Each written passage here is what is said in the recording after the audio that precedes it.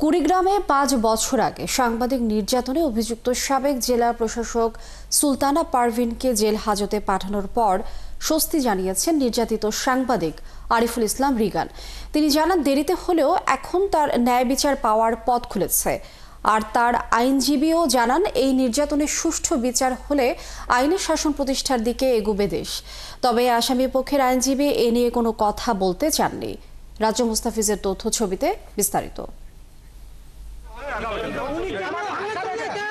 কুড়িগ্রাম শহরের একটি সরকারি পুকুর সংস্কার করে ডিসির নামে নামকরণ নিয়ে সংবাদ প্রকাশের জেরে 2020 সালের 13 মার্চ মধ্যরাতে সাংবাদিক আরিফকে তার বসতবাড়ি ও বসতঘরের গেট ভেঙে ধরে নিয়ে আসে জেলা প্রশাসনের 3 ম্যাজিস্ট্রেট এবং আইন শৃঙ্খলা বাহিনীর সদস্যরা। আরিফ জানান, তাকে ক্রসফায়ারে দেওয়ার উদ্দেশ্যে জেলা শহরের পূর্বে ধরলা নদীর তীরে নেওয়া হয়। পরে সেখান থেকে ফিরিয়ে জেলা প্রশাসকের কার্যালয়ে নিয়ে বিবস্ত্র করে পেটানো হয়। নায়াসিনামাইড ও স্যালিসাইলিক সমৃদ্ধ লিলি ফেস ওয়াশ, যা ফেসের ডেড স্কিন সেল দূর করে দেয় দ্বিগুণ ফাস্টার ব্রাইটেনিং।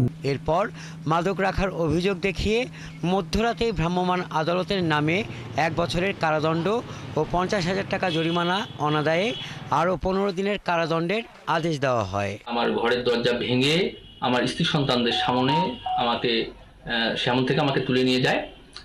তাদের সামনে আমাকে মারধর করা শুরু করে। এরপর আমাকে ক্রসফায়ার উদ্দেশ্যে নিয়ে যাওয়া হয়। তারপর সেখান থেকে আমাকে জেলা প্রশাসনে ফিরে নিয়ে সেখানে আমাকে বিবস্ত্র করে নির্মমভাবে পিটানো হয়। এরপর আমাকে মধ্যরাতেই কারাগারে পাঠানো হয়। কারাগারে পাঠানোর পর আমি জানতে পারি যে আমাকে মাদক রাখার দায়ে 1 বছরের কারাদণ্ড দেওয়া হয়েছে। ওই সময় এ নিয়ে সারা দেশে প্রতিক্রিয়া ও প্রতিবাদ শুরু হয়। একদিন পর সাংবাদিক আরিফকে জামিন দেয় আদালত। জামিনে মুক্তি পেয়ে ডিসি সুলতানা পারভিন ও 3 ম্যাজিস্ট্রেট সহ অজ্ঞাত 30 থেকে 35 জনকে আসামি করে এজাহার দায়ের করেন আরিফ। হাইকোর্টের নির্দেশে 2020 সালের 31 মার্চ এজাহারটি মামলা হিসেবে রেকর্ড করে কুড়িগ্রাম সদর থানা পুলিশ। সম্প্রতি পুলিশ ব্যুরো অব ইনভেস্টিগেশন মামলাটি তদন্ত করে ঘটনার দীর্ঘ 5 বছর পর আদালতে চার্জশিট দাখিল করেছে। এতে সুলতানা পারভিন, ওই সময়ের আরডিসি নাজিম উদ্দিন, নির্বাহী ম্যাজিস্ট্রেট রিন্টু বিকাশ চাকমা এবং SM রাহাতুল ইসলামকে অভিযুক্ত করা হয়। এর জামিন নিতে আদালতে আত্মসমর্পণ করেন সুলতানা পারভিন। আদালত তার জামিন নামঞ্জুর করে। সুলতানাকে কারাগারে পাঠানোর প্রতিক্রিয়ায় আরিফ জানান, দীর্ঘদিন পর হলেও তিনি ন্যায় বিচার পাওয়ার পথে হাঁটছেন। এটা বিচার বিভাগের স্বকীয়তা, বিচার বিভাগের স্বাধীনতারও একটা দৃষ্টান্ত এটি। আমি আশা করি যে বাকি আসামিরাও আইনের আওতায় আসবে এবং আমি পুরো প্রক্রিয়াতে একটা ন্যায় বিচার পাবো। আরিফের আইনজীবী আজিজুর রহমান দুলু জানান, বাদীপক্ষের আইনজীবী হিসেবে তিনি সন্তুষ্ট।